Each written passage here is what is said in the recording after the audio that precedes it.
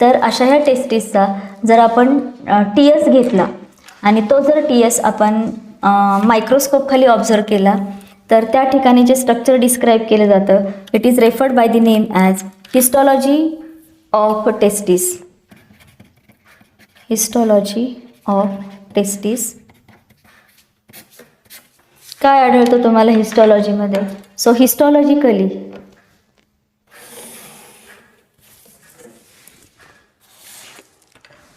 the testis shows it is covered by the externally it is covered by external cover किंवा covering is called as collagenous connective layer किंवा टिश्यूचा layer त्या ठिकाणी present असलेला आपल्याला आढळून येतो आणि त्या लेअरला म्हटलं जातं tunica albuginea. Albuginea. The layer is called as the tunica albuginea. आणि outer to it is an incomplete, त्या ठिकाणी एक इनकम्प्लीट लेअर प्रेझेंट असलेला आपल्याला आढळून येतो which is referred by the name as tunica. The layer it is called as the tunica vaginalis. Vaginalis. Okay.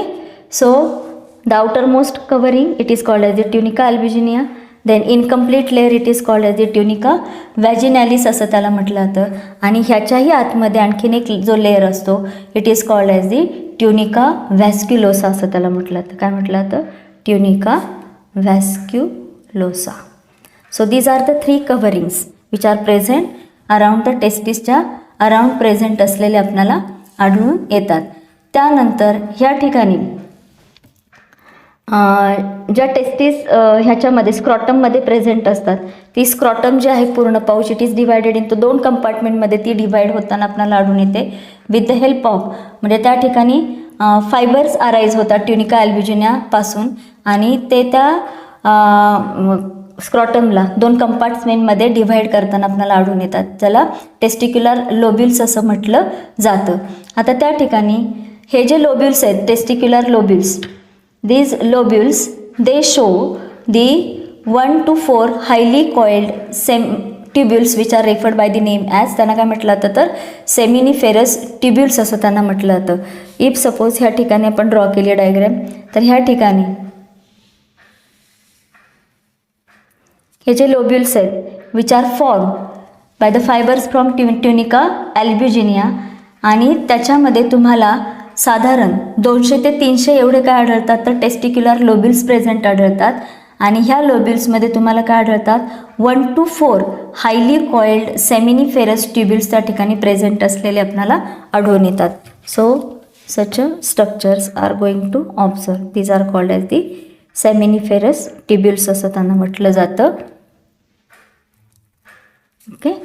Now these seminiferous tubules internally जे आहेत they are lined with the layer.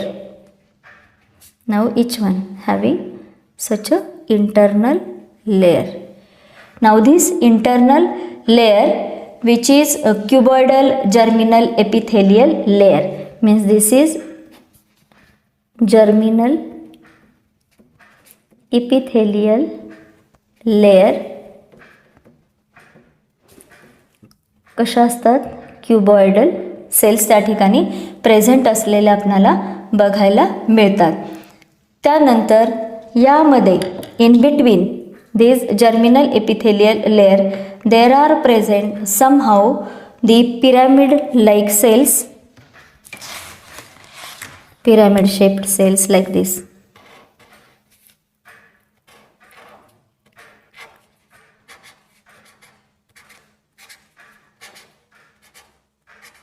These cells they are referred by the name as Sertoli cells. They are referred by the name as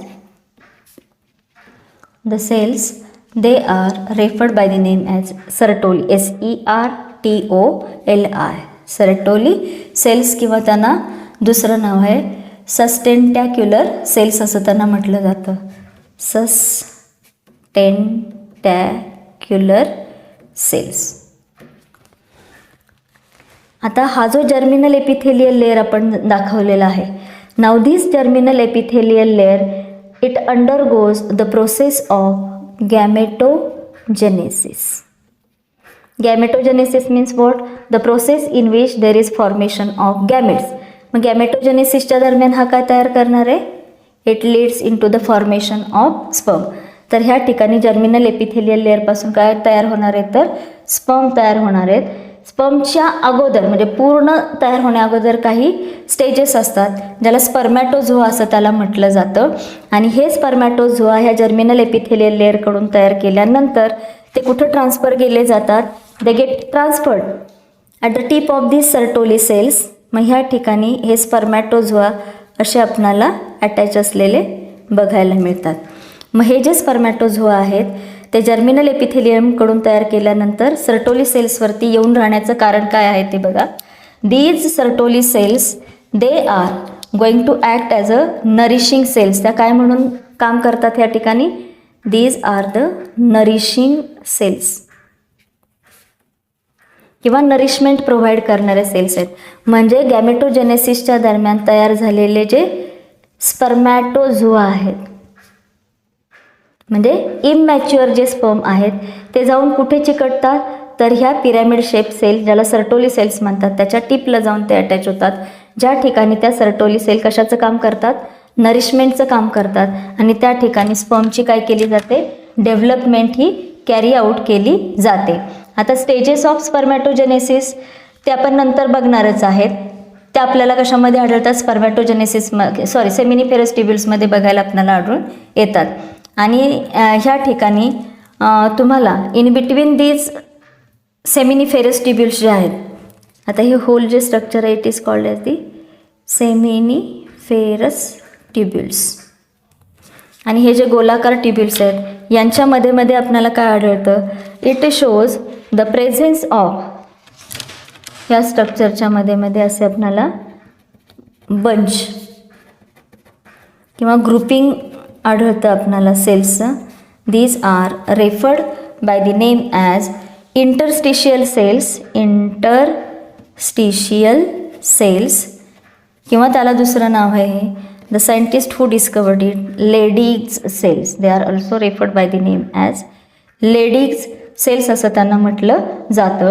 and the structure involves ह्या ठिकाणी main role आहे त्यांचा. The structure involves in the secretion of hormone the testosterone. कुठलं hormone secret केलं जातं? तर testosterone hormone त्यांच्याकडून काय केलं जातं? सिक्रेट केलं जातं. So this is related with the histological structure of a टेस्टिसचं ह्या ठिकाणी प्रेझेंट असलेलं किंवा आपल्याला बघायला मिळतं. आता त्यानंतर हे झालं related with the primary sex organ testis. आता त्यानंतर आपल्याला काय बघायचं आहे? Related with the accessory organs किंवा त्याला आपण काय म्हणतोय? सेकंडरी सेक्शुअल ऑर्गन्स असं सुद्धा म्हणतोय. किंवा त्याला आणखीन आपल्याला सांगता येईल they are called as the after primary organ the secondary.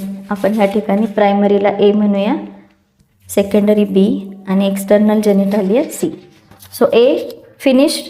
Now C the next part which are the accessory organs किंवा ॲसेसरी डक्ट्स असं सुद्धा त्यांना म्हटलं जातं. आता हे जे ॲसेसरी डक्ट्स आहेत त्या ॲसेसरी डक्ट्समध्ये कशा कशाचा समावेश होतो? The accessory ducts includes the rete testis,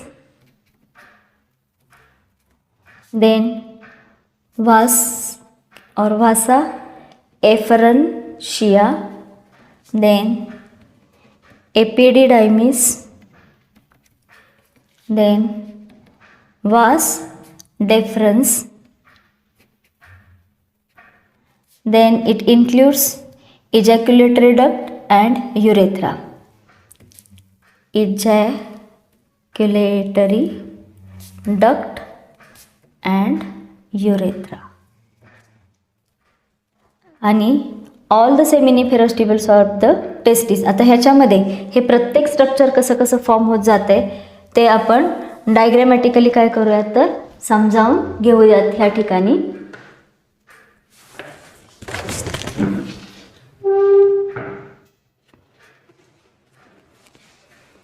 या ठिकाणी ॲसेसरी डक्ट्समध्ये जे स्ट्रक्चर्स ऑब्झर्व होतात, रेटेड टेस्टिस, वास एफरन्शिया, एपिडिडायमिस, वास डेफरन्स, हे स्ट्रक्चर्स आपण एलेस ऑफ टेस्टिसमध्ये समजावून घेऊया. दिस इज एलेस ऑफ टेस्टिस. पुस्तकामध्ये तुम्हाला पान नंबर 20वरती फिगर नंबर 2.3 ह्या ठिकाणी ड्रॉ करून दाखवलेली आहे.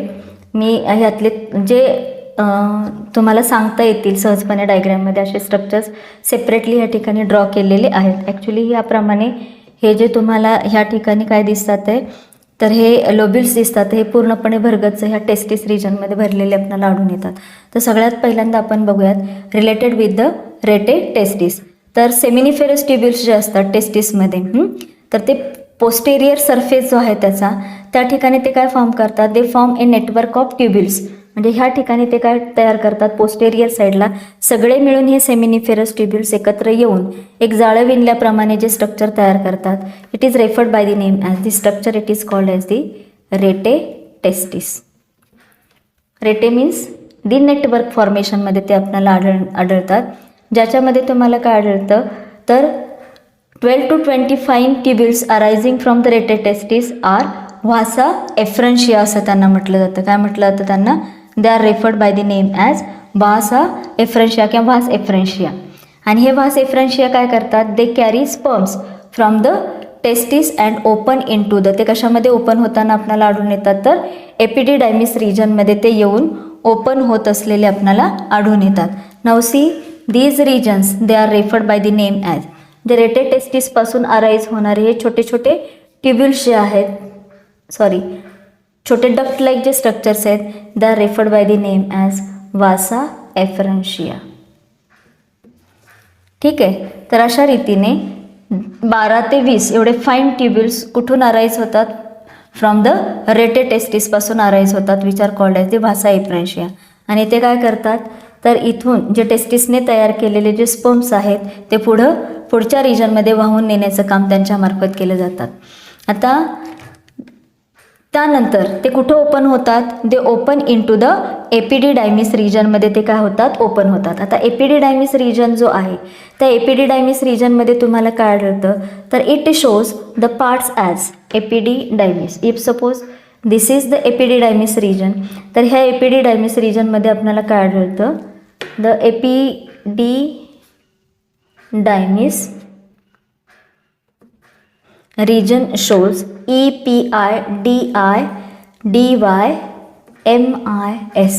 Epididymis region किंवा epididymis is divided into the regions as the head, which is called as the head portion, it is called as the caput epididymis. The middle portion, it is called as the portion which is present at the middle part किंवा हा highly coiled region आहे, which is म्हणजे divided into the upper part called as the caput region. The middle part is called as the corpus and the posterior or the lowermost part which is a tail part called as the cauda. So the epididymis is या ठिकाणी हा जो portion दिसतो highly coiled, it is of a epididymis called as the कॅप्यूट. त्यानंतर याचा जो मधला portion आहे या ठिकाणी फॉर्म होणारा आपल्याला जो दिसून येतो, it is referred by the name as the corpus epididymis. आणि त्यानंतर ह्या ठिकाणी जो आपल्याला लास्ट वन पोर्शन जो दिसतो, it is called as the tail epididymis किंवा त्याला कौडल एपिडिडायमिस असं म्हटलं जातं. So epididymis it is a highly coiled structure ह्या ठिकाणी बघायला मिळतं. तर आपण कुठले बघितले, रेटेड टेस्टिस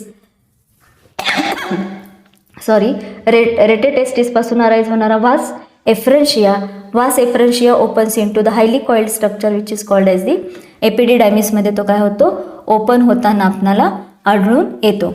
आता त्यानंतर हा जो एपिडिडायमिस रिजन आहे या ठिकाणी काय होतं, maturation of sperm it is carried out into the एपिडिडर्मिसमध्ये ते कॅरी आउट होताना आपल्याला आढळून येतं.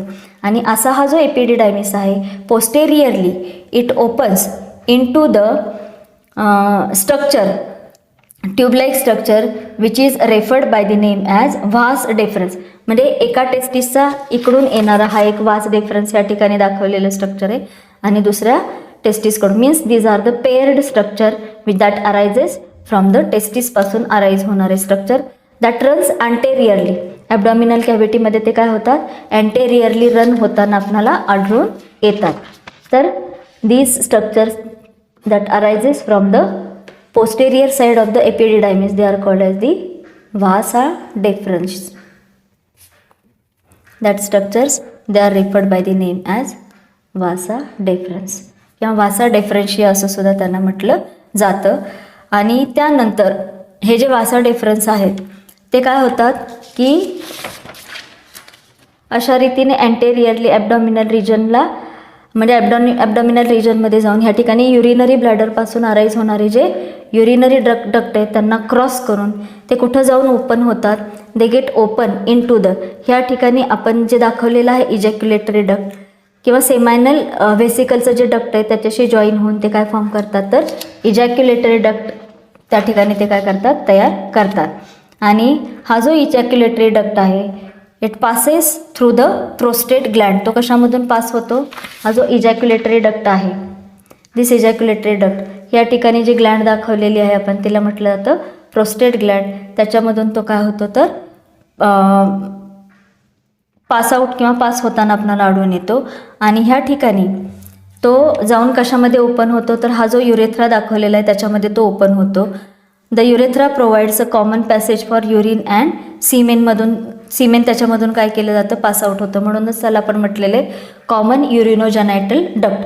फक्त युरिनच्या वेळेस ह्या डक्टमधून युरिनच बाहेर टाकलं जातं आणि कॉप्युलेशनच्या दरम्यान फक्त सिमेन ह्याच्यामधून बाहेर टाकलं. फक्त काय आहे ह्या ठिकाणी हा जो मधला पॅसेज आपण दाखवलेला आहे तो काय आहे, common carrier for the urine also. म्हणजे ह्या युरिनरी ब्लॅडरमधून येणारं युरिन आणि टेस्टिसमधून ग्लॅड्समधून येणारा जो सिमेन आहे तो ह्याच्यामधूनच काय केला जातो, पुढे पास आउट केला जातो. तर हे जे युरिनोजेनायटल जे काही डक्ट आहे ह्या युरिनोजेनायटल डक्टला आपण काय म्हटलेलं आहे की हा जो युरेथ्रा आहे हा युरेथ्रा कसा असतो, लॉंग असतो अँड दॅट एक्सटेंड्स किंवा that x tends throughout the length of penis असलेला तो आपल्याला आढळून येतो. आणि त्यानंतर हा जो युरेथ्रा आहे it opens outside by means of, म्हणजे ह्या ठिकाणी हा काय होतो, ओपन होतो थ्रू द ओरिफाईस किंवा opening which is called as the common urinogenital opening असं त्याला म्हटलं जातं किंवा युरेथ्रल ओरिफाईस असं सुद्धा त्याला म्हटलं जातं. तर ह्या ठिकाणी जे ॲसेसरी डक्ट्स आहेत एक्सेप्ट द युरेथ्रा आर ते सगळे कसे असतात, पेअरमध्ये प्रेझेंट असलेले आपल्याला आढळून येतात. म्हणजे हे सगळे स्ट्रक्चर जे आहेत युरेथ्राच्या व्यतिरिक्त हे सगळे स्ट्रक्चर कसे आढळतात तुम्हाला ह्या ठिकाणी पेअरमध्ये प्रेझेंट असलेले आपल्याला बघायला मिळतात. तर हे झालं रिलेटेड विथ द कुठले रेटेटेस्टिस वास एफरेन्शिया एपिडिडायमिस, त्यानंतर वास डेफरन्स आपण बघितलं. त्यानंतर इजॅक्युलेटरी डक्ट आणि युरेथ्रा ह्या ठिकाणी आपण काय केले तर स्टडी केले. म्हणजे ह्या ठिकाणी हे जे आहे ते ejaculatory duct and that joins with the passage which is called as the urethra that runs or extends throughout the length of penis या ठिकाणी प्रेझेंट असलेला आपल्याला बघायला मिळतो. आता त्या ठिकाणी नेक्स्ट जे स्ट्रक्चर आहे इट इज ऑफ, म्हणजे ॲसेसरी स्ट्रक्चर्समध्येच प्रेझेंट असणारे हे काही स्ट्रक्चर्स आहेत which are referred by the name as accessory glands. The next structures which are referred by the name as accessory glands. आता कोणकोणत्या accessory glands प्रेझेंट असतात? The accessory glands are as number 1 seminal vesicles, seminal SEMINAL seminal vesicles. त्यानंतर number 2 prostate Gland,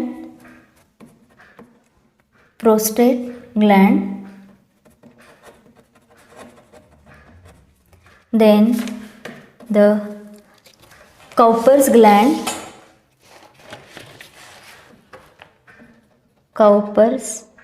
Gland किंवा त्यांना दुसरं नाव आहे bulbourethral gland. Okay. So accessory स्ट्रक्चर्समध्ये आपण ॲसेसरी ऑर्गन्स बघतोय.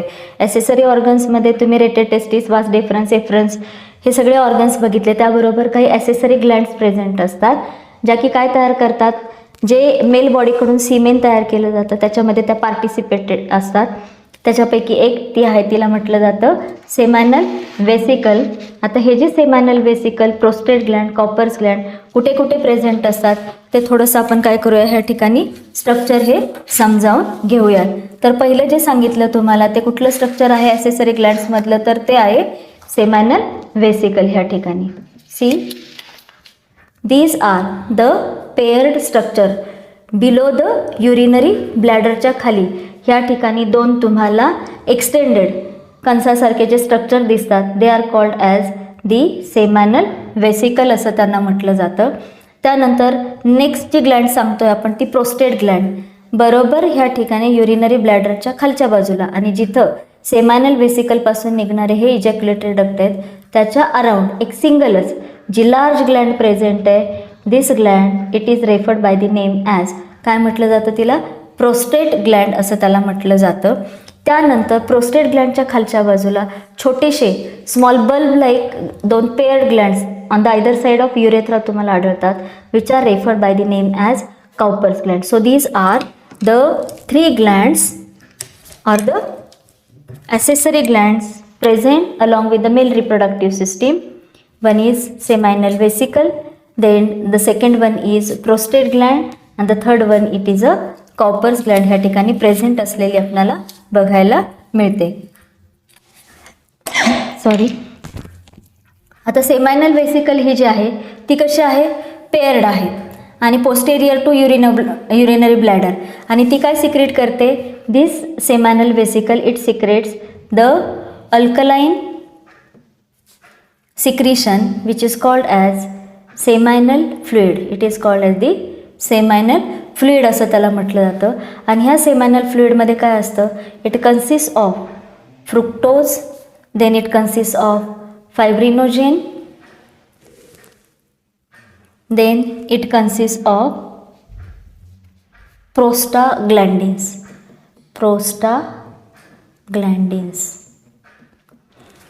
व्यवस्थित ऐका विद्यार्थ्यांनो की कदाचित तुम्हाला प्रश्न विचारला जाऊ शकतो, give the contents of seminal fluid किंवा contents of secretion secreted by the seminal vesicle.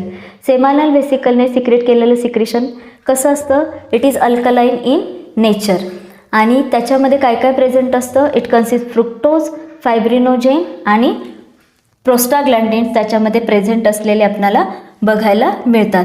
आणि हे जे सिक्रिशन आहे आता टोटल जे काय तयार होतं टेस्टिसकडून जे काही सिक्रेट केलं जातं ज्याला सीमेन असं म्हटलं जातं, तर ते सीमेन कॉप्युलेशनच्या दरम्यान पेनिसमधून काय केलं जातं तर बाहेर टाकलं जातं फिमेल रिप्रोडक्टिव्ह ऑर्गन वजायनामध्ये ज्याला सीमेन म्हटलं जातं. त्यापैकी 60% भाग कशाचा असतो तर ह्या सेमायनल फ्लुइडचा असतो. म्हणजे लार्जेस्ट पोर्शन सीमेनचा कशाने ऑक्युपाय केलेला असतो तर ह्या सेमायनल फ्लुइडने ऑक्युपाय केलेला असतो. पैकी फ्रुक्टोज काय प्रोव्हाइड करतं, energy. Fructose provides the energy. Then fibrinogens helps for the coagulation of the semen. सीमेनचं ह्या ठिकाणी कोॲग्युलेशन करून ते फिमेल बॉडीमध्ये ड्रॉप करण्याचं काम केलं जातं. आणि प्रोस्टाग्लँडिन्स काय आहेत तर दे प्रोड्युसेस पेरिस्टाल्टिक मुवमेंट. ते काय प्रोड्यूस करतात, रिव्हर्स पेरिस्टाल्टिक मुवमेंट. म्हणजे काय, खेचून घेणारी आतमध्ये. काय खेचून घेणारी तर हे जे सीमेन आहे ते आत खेचून घेण्यासाठी पेरिस्टाल्टिक मुवमेंट प्रोड्यूस करतात. कशामध्ये, एकतर फिमेल बॉडीच्या वजायनामध्ये आणि त्यानंतर स्पर्मच्या मुवमेंटमध्ये हे काय करतात, पेरिस्टाल्टिक मुवमेंट ही क्रिएट करतात. आता प्रोस्टेट ग्लँड ज्या आहेत ह्या ही जी प्रोस्टेट ग्लँड आहे ही सिंगल आहे. This is single. Seminal vesicle कशा आहेत, हे पेअर्ड असलेले आपला. नाव this is single gland. It is large आणि ह्या ठिकाणी ही कुठे असते, it is present underneath urinary bladder. म्हणजे युरिनरी ब्लॅडरच्या खालच्या बाजूला ती प्रेझेंट असलेली आपल्याला आढळून येते. आणि ह्या ठिकाणी ती काय सिक्रेट करते, it secretes the milky white and slightly acidic prostatic fluid. काय सिक्रेट करते, प्रोस्टॅटिक फ्लुइड सिक्रेट करते. अँड दिस प्रोस्टॅटिक फ्लुइड जे आहे ते कुठून बाहेर पडतं, युरेथ्रामधून बाहेर पडतं. आणि हे जे व्हॉल्यूम आहे साधारण किती, तर सिमेनपैकी 30% एवढा भाग कशाचा असतो, तर ह्या प्रोस्टॅटिक फ्लुइडचा प्रेझेंट असलेला आपल्याला आढळून येतो. ज्या प्रोस्टॅटिक फ्लुइड मध्ये काय काय कंटेंट प्रेझेंट असतात, तर mainly it shows the presence of citric acid, then it shows the phosphatase, one of the important enzyme phosphatase.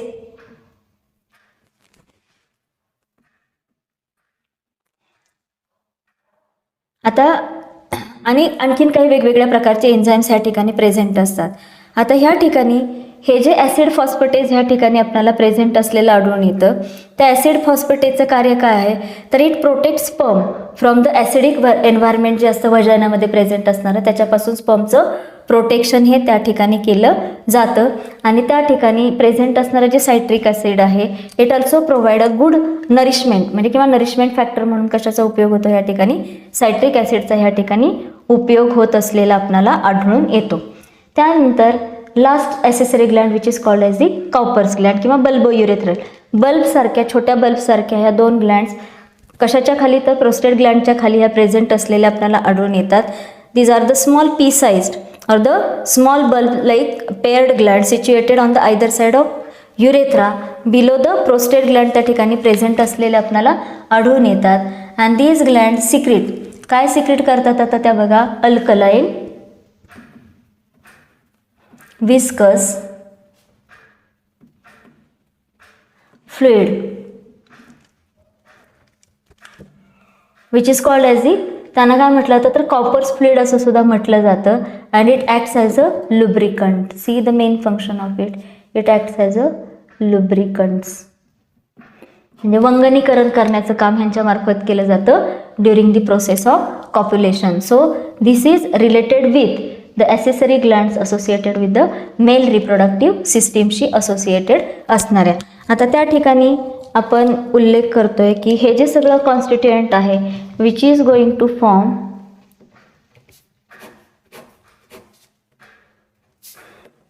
The semen, त्या ठिकाणी काय केलं जातं, त्यांच्यापासून तयार केलं जातं. नाउ व्हॉट इज दिस सीमेन?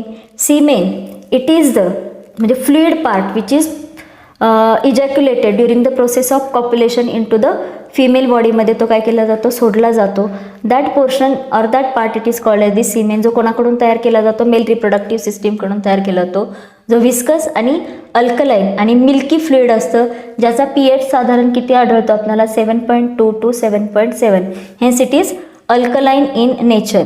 आता हे मेल रिप्रोडक्टिव्ह बॉडीकडून किंवा मेल रिप्रोडक्टिव्ह स्ट्रक्चरकडून हे काय केलं जातं, बाहेर इजॅक्युलेटेड आउटसाईड ते टाकलं जातं. आणि जनरली कंटेंट किती बाहेर टाकलं जातं, एका इजॅक्युलेशनच्या दरम्यान साधारण 2.5 to 4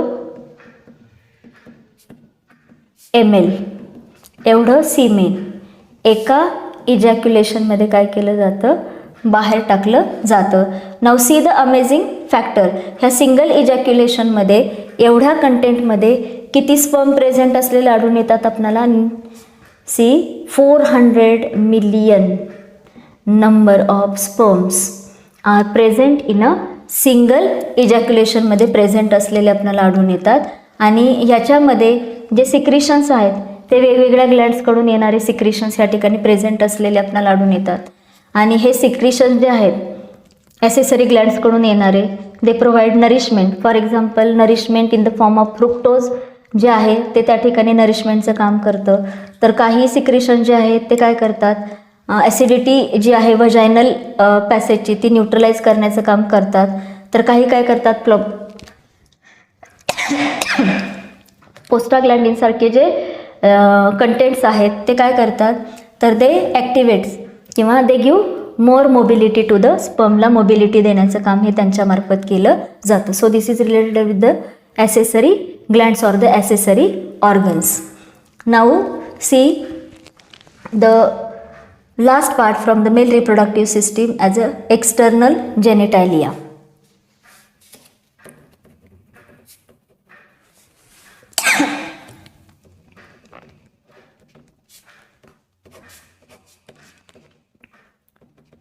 which is called as a penis. Now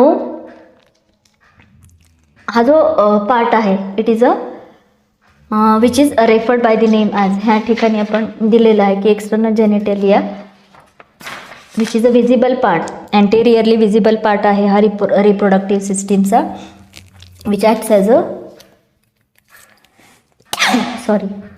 copulatory organ. तो काय म्हणून काम करतो तर कॉप्युलेटरी ऑर्गन म्हणून ह्या ठिकाणी काम करत असलेलं आपल्याला. Now see the last part from the female reproductive system, the external genitalia, penis, which is a copulatory organ. Now the penis हा जो आहे तो कसा असतो, cylindrical and muscular, highly muscular structure आहे आणि ते कशाने बनलेलं आहे, muscular structure with 3 bundles of erectile tissue, 3 bundles of erectile tissue which helps for the erection of penis during the process of इजॅक्युलेशनच्या दरम्यान किंवा कॉप्युलेशनच्या दरम्यान इरेक्टाईल टिश्यू कशासाठी मदत करतात, for the erection of the penis. आता ह्या ठिकाणी प्रेझेंट असणाऱ्या ज्या इरेक्टाईल टिश्यू आहेत त्यांची जी पोझिशन आहे ती कशा प्रकाराने आढळते आपणाला, तर ह्या ठिकाणी पोस्टेरोलॅटरल म्हणजे पाठीमागच्या दोन्ही साईडला ज्या आहेत, पोस्टेरोलॅटरल ज्या आहेत paired, they are called as, they are referred by the name as corpora cavernosa. त्यांना काय म्हटलं जातं, कॉर्पोरा कॅव्हर्नोसा. आणि त्यानंतर या ठिकाणी मेडियन ज्या आहेत they are referred by the name as corpus spongiosum असं त्यांना म्हटलं तर. या ठिकाणी मेडियन पोझिशनला म्हणजे मिडल पोझिशनला जे आहेत they are referred by the name as corpora cavernosa, corpora spongiosum, corpora spongiosum. Okay, so these erectile tissue किंवा जे आहेत मस्क्युलर लेअर जो 3 इरेक्टाईल लेयर्सने जो फॉर्म झालेला आहे, तर 2 जे असतात ते पोस्टेरोलॅटरल कॉर्पोरा कॅव्हर्नोसा आणि मेडियन जो असतो it is called as the corpora spongiosum असं त्याला म्हटलं जातं. त्यानंतर ह्या ठिकाणी जो स्वोलन पोर्शन आढळतो आहे आपल्याला पेनिसचा, it is referred by the name as the swollen tip of a penis, it is referred by the name as glans penis असं त्याला म्हटलं जातं. And this glans penis it is covered by the fold of skin ह्या ठिकाणी दाखवलेले आहेत, which are referred by the name as prepuce असं त्याला म्हटलं जातं. That gives protection to this, म्हणजे हा जो मोस्ट डेलिकेट पार्ट आहे पेनिसचा त्याला प्रोटेक्शन देण्याचं काम हे त्यांच्यामार्फत केलं जातं. तर ह्याला फोरस्किन किंवा प्रिप्यूस असं सुद्धा म्हटलं जातं. म्हणजे प्रिप्यूसला दुसरा शब्द काय आहे, foreskin, which cover the part of a glans penis when it is not in a erectile position मध्ये नसतं त्यावेळेस किंवा in a normal loose position prepuce काय करतं तर ह्या ग्लान्स पेनिसला कव्हर करण्याचं काम हे त्याच्यामार्फत केलं जातं. तर असा हा जो ऑर्गन आहे तो कशासाठी, for the purpose of copulatory organ and then for the purpose of deposition of semen असेल किंवा फॉर एलिमिनेशन ऑफ युरिन असेल, अशा प्रकाराने काय केलं जातं तर त्या स्ट्रक्चरचा त्या ठिकाणी उपयोग हा केला जातो. So this is related with the male किंवा ह्युमन मेल रिप्रोडक्टिव्ह सिस्टीम. त्याच्यामध्ये काय काय आपण बघितलं तर it consist of primary sex organ testis, then it consist of secondary or accessory organs and the glands, आणि त्यानंतर एक्सटर्नल जेनिटालिया म्हणून आपण कशाचा ह्या ठिकाणी स्टडी केला तर पेनिसचा ह्या ठिकाणी स्टडी केलेला आहे. So this is all about today's lecture. We will carry the next part in a next lecture. Thank you.